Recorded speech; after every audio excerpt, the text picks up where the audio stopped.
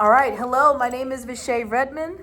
The name of my presentation is Holistic Classroom Systems, Building Collective Accountability. Right here is my agenda. Right now we are on the welcome and the framing. Let's go ahead and get started. This session is not about a classroom management overhaul. That's not the point of this. You as teachers already manage classrooms each day. Today is about refining your structure so instruction can happen more consistently, and also to make sure that your instruction time gets to be respected. Side note as well, when my participants come in, the music will be playing softly, and they'll also have a prompt on the screen for them to have a seat and to be reflective and to start writing. Ooh. Oh no, not today, not right now. All right. One of the most important parts of my presentation is the way that I am laying the foundation for psychological safety. The community agreements. Professional competence is assumed. We value solutions over venting. There is a focus on structure and not blame, and respect for time and voice. We are here to learn from the room. Learner agreements. Writing comes first. Speaking is optional, and all engagement styles are valid.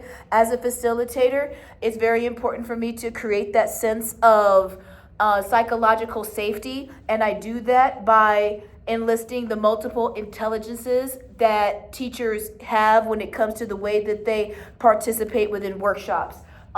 The participation options available. There's individual reflection. There is partner dialogue with the colleague that you choose. And there's also structured discussion groups. The structured discussion groups are basically just jigsaws.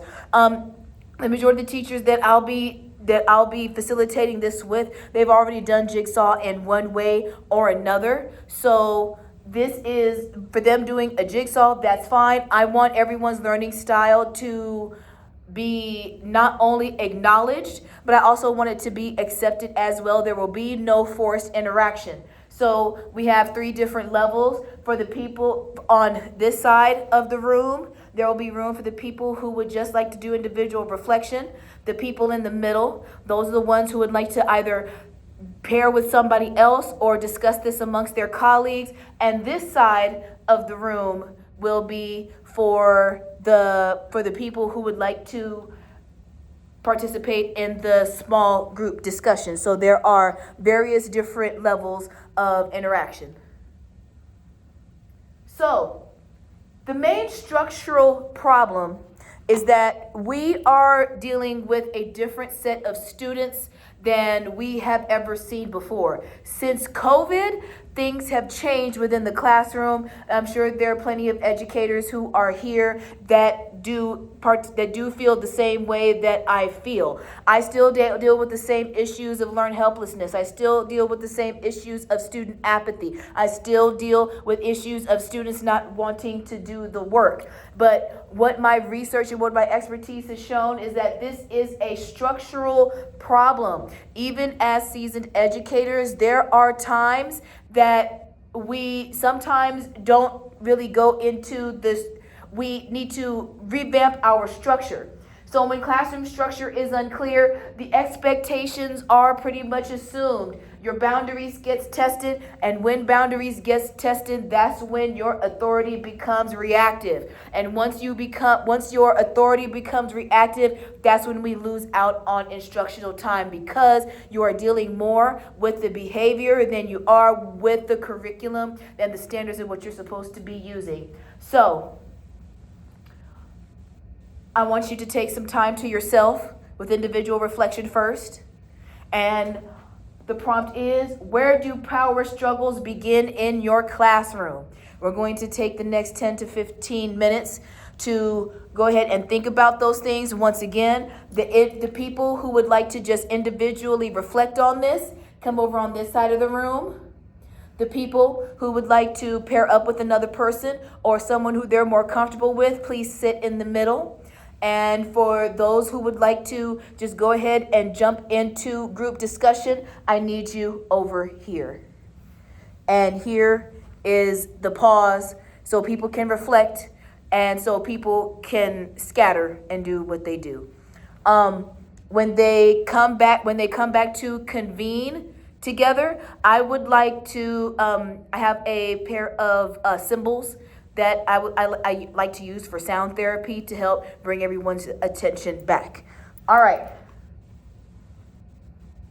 So, human protection. All of us get triggered. All of us feel a certain way when our vulnerabilities come into play. So oftentimes when humans feel evaluated, they protect themselves. This includes teachers and students. Students feel triggered when they are asked to do work that they may not be up to par with as far as grade level. Teachers and adults feel triggered when they are being evaluated because sometimes it comes off as being judged as a person, not being judged as what you do. So, once again, we're going to do the exact same thing that we did with the last prompt. I'm going to give everyone time to answer this prompt. Once again, individual reflection, paired or group response, or large group discussion over here. The prompt is, think of a professional space where you felt evaluated instead of supported. What happened with your participation? And once again, give everyone time to do their thing.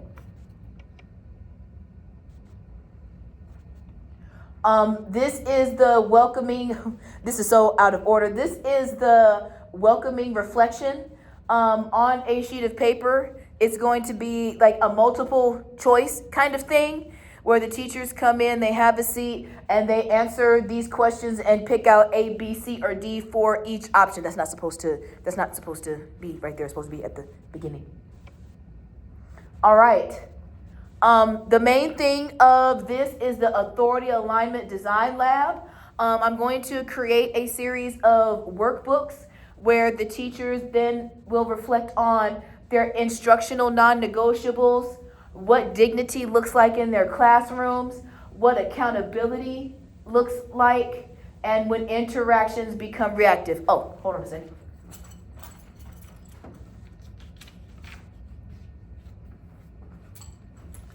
So teachers will take some time to think about their own classroom management skills and what is it that they get or bring from their own classroom.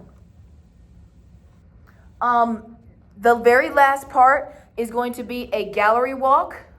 If you look to the back, you will see 3 separate posters. What each of you will do is grab a set of sticky notes. Do not put your name on your response. I want as honest responses as possible. And I want you to go to each of the 3 anchor charts that you see on the board and answer the following. This one right here says, where do teachers feel the greatest tension or misalignment in classroom authority? The one in the middle right here. What practices will help create clarity and consistency or alignment in your classroom? And over here, what is one small shift that could improve alignment between your authority, expectations, and classroom culture? All right, so go ahead and take some time to think about these responses and put them in. And then after we get done, then we will look for patterns or ideas that stand out. After the gallery walk, that's when we'll come back and answer the question. I will give out my survey, and after that, we'll go ahead and wrap it up. So yeah, this is my demo presentation.